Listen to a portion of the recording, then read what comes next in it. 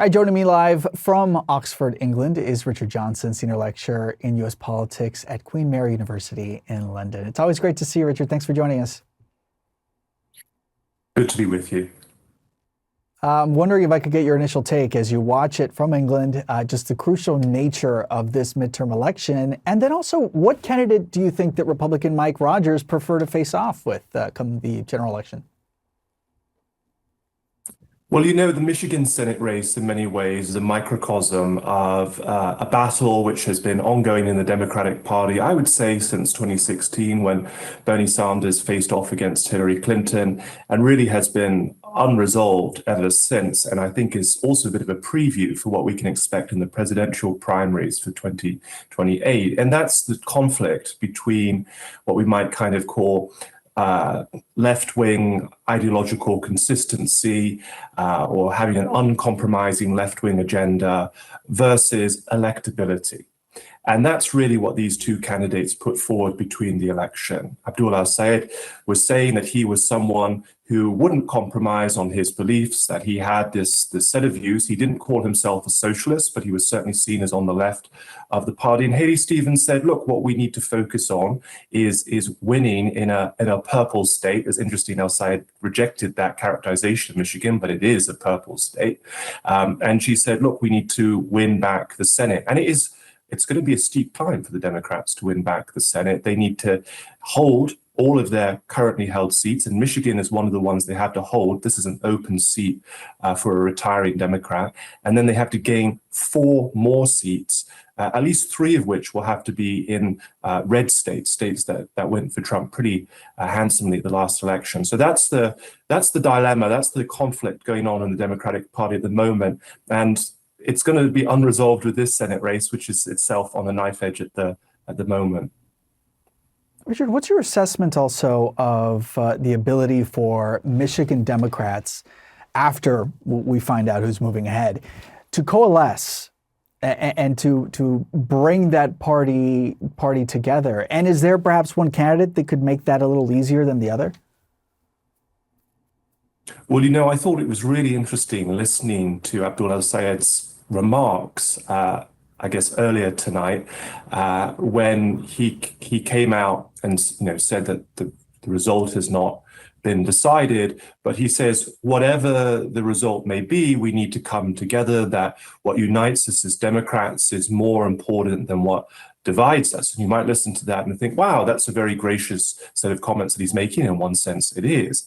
But also, I think El-Sayed was saying it because I think he expects to win. And I think it'll be very close, but he is ahead.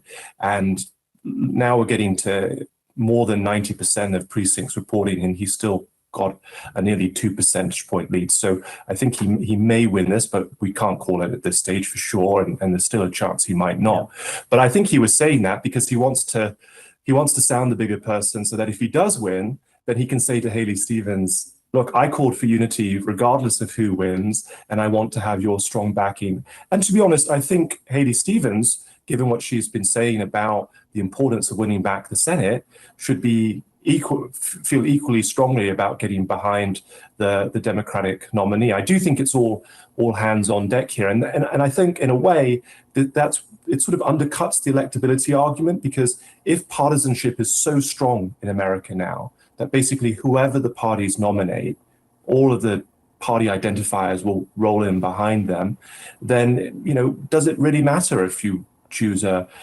more moderate candidate or not? I mean, I think at this stage now, partisanship is so strong that the idea that some moderate Democrats might vote Republican seems really quite unlikely in this day and age. And just as you were speaking, we actually saw that number go up to 93% now. And just to show our viewers, we can bring those numbers back up again, of just how narrow a margin, with Abdul El-Sayed now only about 20,600 votes. So certainly the numbers that we initially had expected, as you know, Richard, was for El-Sayed to lead potentially by double digits. So perhaps close with the message for Democrats at this point, but certainly with a reminder of what you just said, that anything could potentially happen. Yeah, and the big question mark for me in this race was what's going to happen in Detroit. And from what I've seen, it looks like Katie Stevens is winning Detroit. She's slightly overperforming, I think, where we expected to, with where her numbers might have been in Detroit. The late votes that are being counted are expected to tilt a bit more in her way because these are mail-in ballots where she had been leading in mail-in ballots that had already been counted. So, the race could continue to tighten. I don't want to deny that at all. And really, Detroit, of course, Detroit's a very diverse place. There are parts of Detroit where El Sayed did very, very well. But the African American community was the big question mark in this campaign. And I think Haley Stevens, she hugged very close to her past association with the Obama administration. She was part of the task force that the president put together, former President Obama put together on the auto industry back during the Great Recession. And she ran ads with comments that Obama had said that were very favorable about her and her role with her. And I think, that association with Obama still is very important in some segments of the Democratic Party more generally, but especially in the African American electorate. And I think that that's been helpful for her in this race. It certainly was, especially after being endorsed by much of the established Democrats, including the governor of the state of Michigan. Richard Johnson, we are so glad that you could join us to help us cover this well into the night. Again, that number still going up, the number of returns, a reminder that the counting continues in the crucial state of Michigan in this contest. Thank you so much, Richard. You have a good rest of your day. Pleasure. Take care.